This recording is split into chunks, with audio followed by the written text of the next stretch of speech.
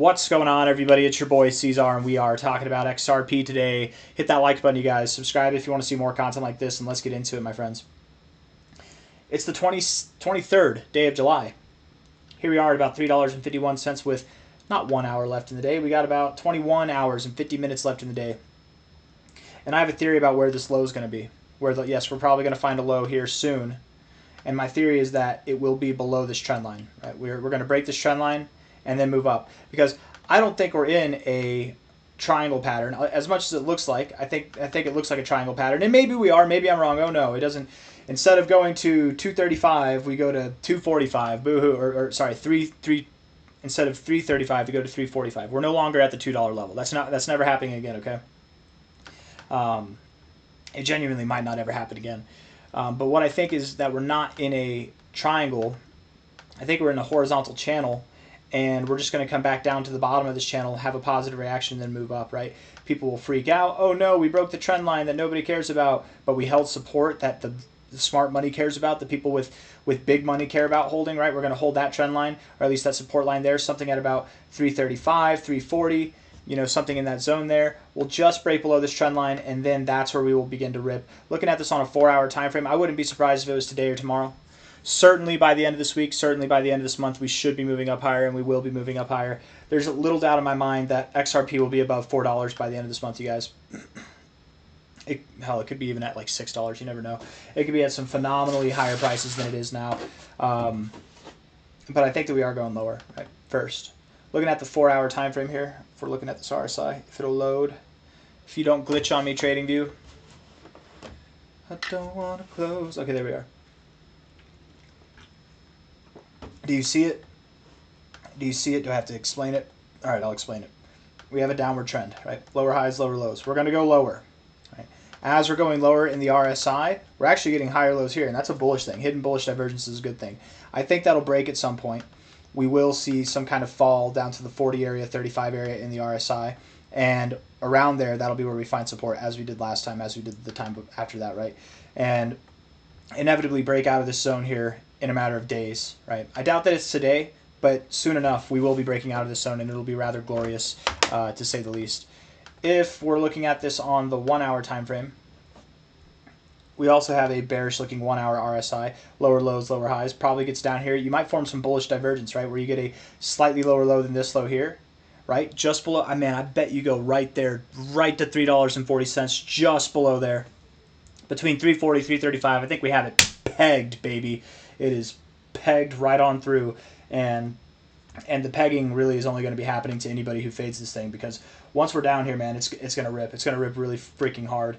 The 1-hour RSI overall looks very bullish. Neutral right now, kind of, but overall very bullish. The 4-hour RSI is overall very bullish, dominant as hell. Daily RSI is bullish as hell as well, right?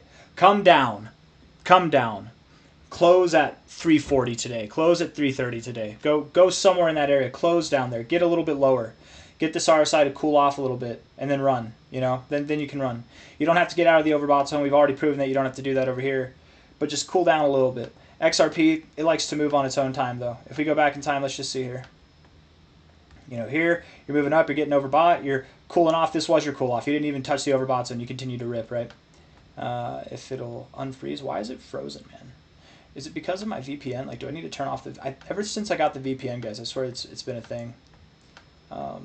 Which is unfortunate, because I really like having that. Here you didn't cool off. I mean, you cooled off a little bit, but that was it, and then you continue to run. Here, okay, you did go to the overbought zone, and then you continue to run. Understand that if I'm wrong and we do go down to the overbought zone, that's okay. As low as we'd go would be about like $3.15 at the absolute lowest, but I doubt that we even get down there, man. 335 to 340 is the call. If I'm wrong and we go to $3.15, boo-hoo. It's a little bit extra cheap for you to buy before the next big run, okay? Looking at the weekly time frame here, very bullish. You just got overbought. The last time that we got overbought, the very first week that we were overbought, let's see, it was not this week, it was the following week, right? Was it this week? No, it was this week here. After we got overbought, the weeks to follow were glorious, to say the least. We were overbought, we closed that week there, and in 1, 2, 3 weeks' time, we made a move that was, once it loads, 175%. 3 weeks from now, right? Or I guess including this week, 1, 2, 3. It'll be the first week of August. 175%. Where would that be? Come on now. I mean, man, you're going to blink and this thing's going to be at $10, you guys. I'm not saying it'll move just like that. It might move faster. But yeah, the first week, the second week of August, something like that, I wouldn't be surprised if you're up at $10. We're thinking the 18th to the 25th. That's when you're going to be at your $13 to $16 area. I'm thinking you'll be closer to like $14, $15. As time goes on, I'm just getting more bullish. Maybe that's a problem. Maybe it's not. I don't know. But I think we have higher prices to go, dramatically higher prices to go. This consolidation phase, you guys, has it was, let's see, from November. Is that November or December right there this week? It won't load. It won't tell me. Come on, man. December. From December until June, late June, we were consolidating, right? So for about 7 months, we were consolidating. Almost 8, actually, right? Because it was late June.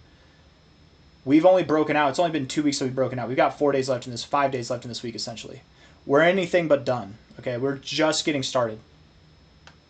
It's been multiple cycles since 2018 that we've been range-bound in this range here. We're 1 week into breaking out of it. We're just getting started, okay? Understand that the targets we have in mind that are at like $13 to $16 by the end of August are nothing in comparison to where you're going by the end of the cycle. If you're thinking, oh, August is coming around, I'll be able to sell there at $13 to $16. That'll be nice. We've been planning this. That's where I'm going to sell. You're selling yourself short, okay? XRP, my friends, is going to be worth like $60, $70, maybe $100 by the end of this cycle. That's what's happening. Understand that that's what's happening. You can fade it, you can laugh, you can doubt all you want, but that's not going to stop it from going to those levels, man. It's just, there's nothing you can do. So hate and doubt and fade it all you want, but that's not going to help. We take a high here to a low there. The expectation would be undoubtedly that we go somewhere in this 1886 200 level right here. Something in that zone. That's where we're going to go. We take the last cycle's high to the bear market low, and that is right there in the money zone as well, the 28863113. At the bare ass minimum, we're going to $43, man. But I just don't see a scenario where we're any less than $70, honestly, by the end of the cycle. So if you're thinking, I can take profits at $13, $16, go ahead. Not financial advice, not a financial advisor. Take your profits, but you're going to be crying later, right? Think again. Were you planning on going on a nice trip in September? Were you planning on taking profits and buying a car in August? Is that what you're planning to do with this? Well, nut up, buckle up, because it ain't stopping there. Buy 2 cars, buy 3 cars, and a Ferrari whenever we're at the end of the cycle and we're all the way up at $70 or more. All right? Lock in. It's going to be nice. It's going to be fun. But understand, there's no need to get hasty with this thing. If you've got plans and you want to change your life with the money that you've made, go for it. Don't let me stop you. But if you have patience, if you have a little foresight and a little chutzpah with your holding capabilities, it'll pay off dramatically more. You just got to be patient, man. August is right around the corner. 2026 seems like it's a ways away, but it's going to be here like that. And when it's here, you're going to be glad that you didn't sell anything. This is a hold through the freaking cycle video, okay? Great things are coming. Greater things afterwards. You understand? I got nothing else for you guys. I hope you enjoyed the video. Life-changing wealth will be had for those who have guts, who got diamond nuts, as Christopher Green would say. If you don't know who Christopher Green is, I don't know. Maybe check him out. He's kind of funny. Maybe don't check him out. I don't know. He's a little too funny. Anyways, I'll see you guys on the next one. Hit the like button, subscribe. Thank you all. Take care. Bye-bye.